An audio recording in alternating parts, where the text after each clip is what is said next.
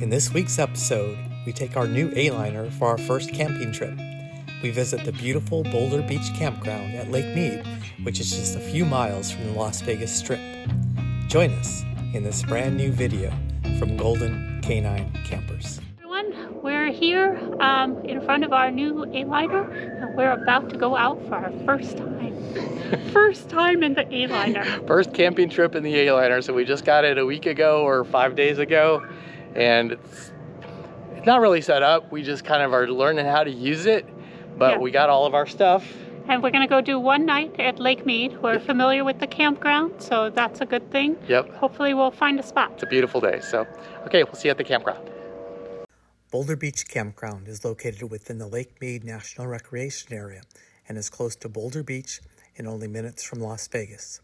The campground has 135 native campsites, but water is available as well as flush toilets. Reservations can be made on recreation.gov for $20 per night. The campground is an oasis in the desert, with large trees abundantly located among the sites with a park-like setting.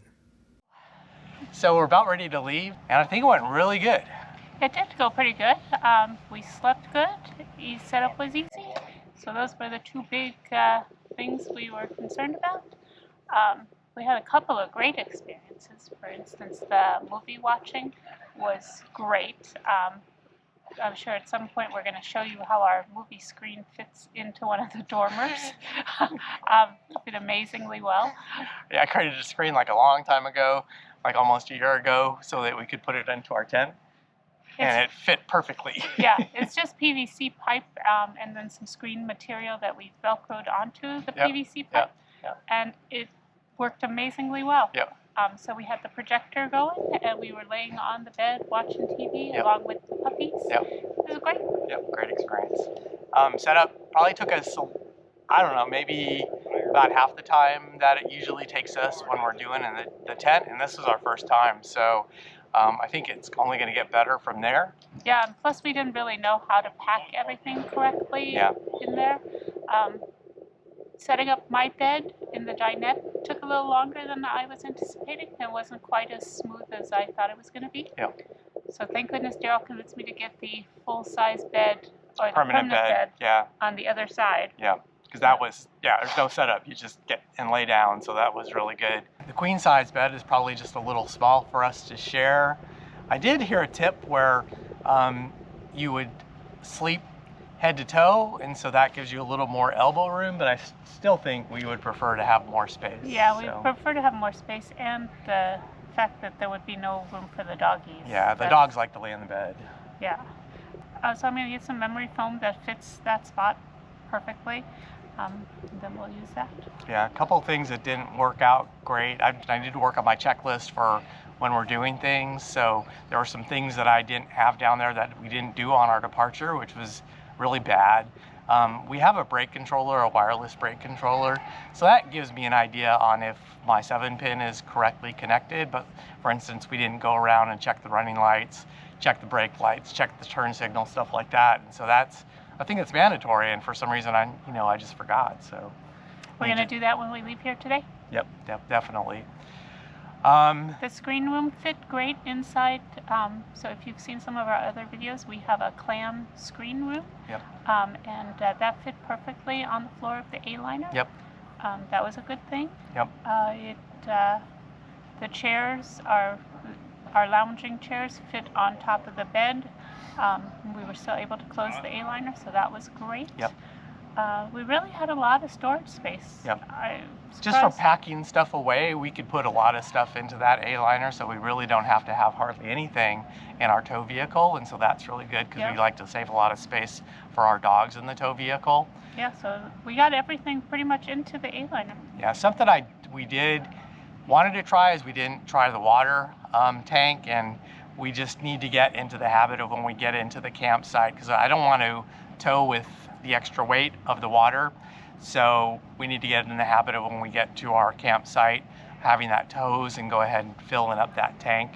I think we're gonna enjoy having water actually in the A-liner without having to carry around jugs and stuff like that. We're gonna enjoy having the water heater and using that. So we're definitely gonna use it. And I don't mind, doing yearly maintenance on the water tank just to sanitize it and stuff. So the other thing that didn't really work out very well for us was the grill. So the thing what we really liked about the Classic is that you have that 2-burner stove and you can use it inside the A-liner and you can also use it outside the A-liner. And when I did the inspection video of the A-liner and the grill, I kind of knew right from the start. I was like, that thing is just like a little bit too tall, so I'm not sure why they designed that hanger in such a way that it's really up high. So the grill would fit right here, and so you can see that the grill, it hooks like right in there. So the grill is a little too high when you're frying up here, and you can see it's kind of angled down. Nicole's I'm like 5'4", so not the shortest, but not the tallest, so it's just not handy. So this is the table from the A-liner, so we're using that. maybe. Plus, I don't really want to cook inside. It No. stinks, Yeah. and it's small enough, and I don't want to have the smell Yep. of food Yep. in there. Yep. And I mean, it's not really that difficult to come and cook outside. I guess if it's raining, we'll have to make do with the microwave. Yep. And the microwave worked great. We tried out the microwave. The microwave worked great. We had some Thanksgiving leftovers, and we brought them with us. Worked out great. Yeah, so something was a little surprising to me. So I've got a RAV4 Prime. It's got a 1500 watt inverter on it. And so I was questioning whether I was just going to be able to use the heat pump without kind of causing any sort of problems with the circuit breakers on the Prime. I don't think they actually have a circuit breaker. I'm not sure what they have. But I was able to actually at home a couple days ago, I was able to use the heat pump without any problems, both the AC and the actual heater. So that was pretty exciting.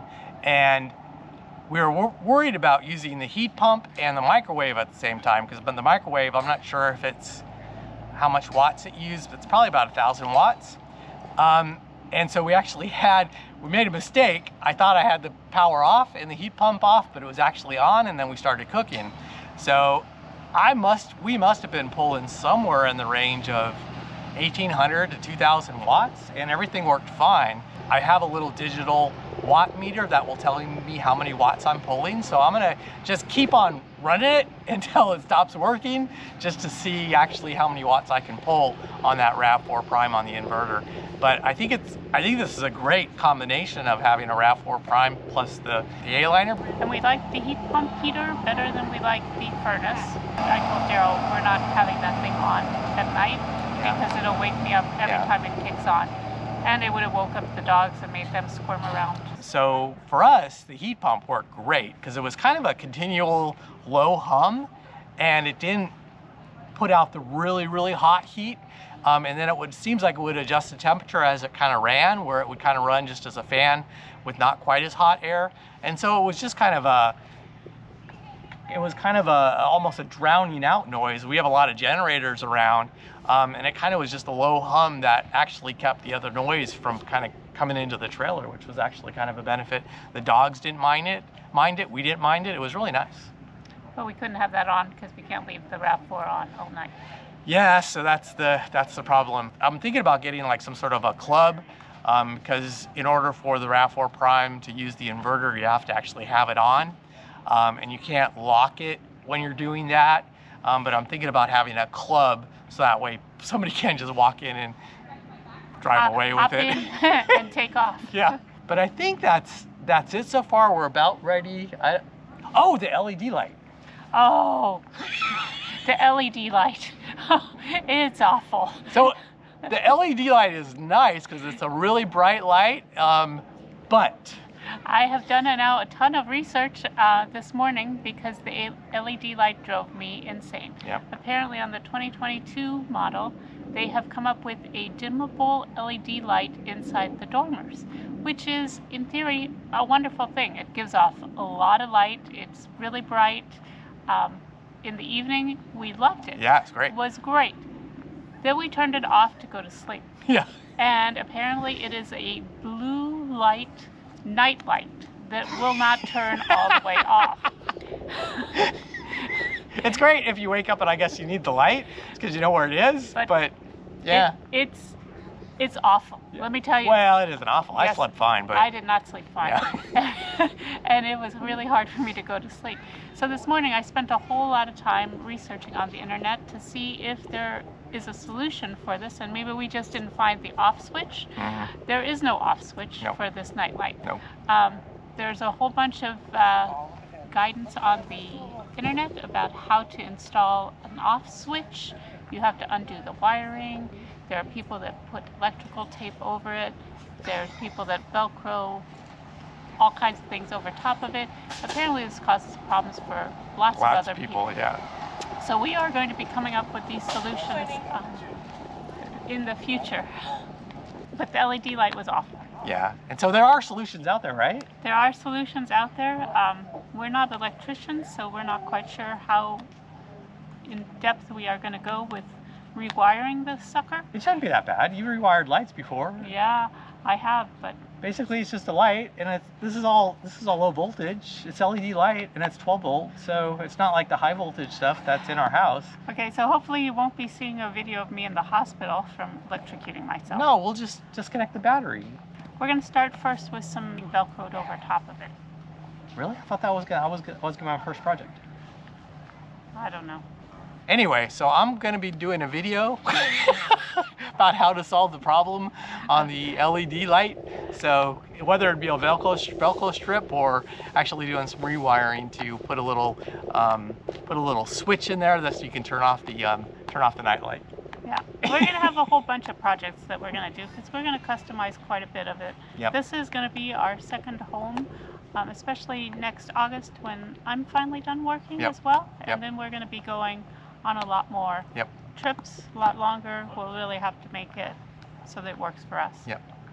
So anyway. But out of the box, pretty darn great. Yeah, out of the box, it's terrific. We really like it. Except for the LED lights. It towed really good. I'm not getting the gas mileage that I thought I was going to get. So we usually get probably in the range of 32 to 35 miles per gallon on the freeway when we're traveling. It kind of depends on, on the wind direction and stuff like that. But at least on the trip back home, it looks like I got 22 miles per gallon. And I was really only expecting a couple of mile per gallon hit. I'll probably do a special kind of gas mileage test. He does love doing good gas mileage. Well, I told my viewers that are really interested in the Prime, I told them I was kind of done with the gas mileage test, but I guess I lied because I really want to do a gas mileage test of the stock RAV4 Prime without an A-liner and then go that same distance with the A-liner just to see exactly what the difference is. So if you're watching Daryl's gas mileage series, you have more episodes coming up. And I said, don't quit my day job. Because I wasn't a very good gas mileage tester. But my day job now is YouTube, so yeah, I'm not really quitting it. I'm just doing something a little different, so yeah. Okay. I was fibbing when I said I wasn't going to do that gas mileage test. All right. Okay. So I think we're done. Bye, everyone. Bye. I've seen a lot of change, been through a lot of pain. Some things are not the same as they were a year ago, but all will be okay. I move on each and every day. The past is where it stays, way back a year ago. I've changed for the better this time. I thought I would never be fine. I strive just to say I'm alright, and for the first time in a long time I'm alright.